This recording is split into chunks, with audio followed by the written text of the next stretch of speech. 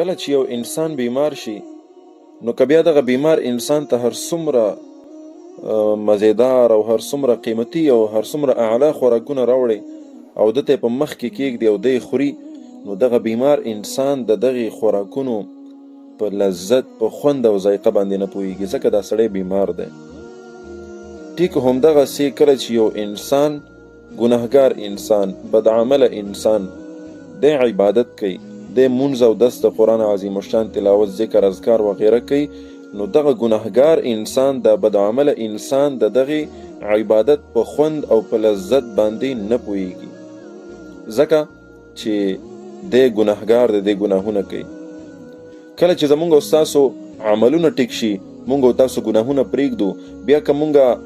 عبادت کو، تلاوت، مونځ او دس، ذکر، اذکار وغیره کو،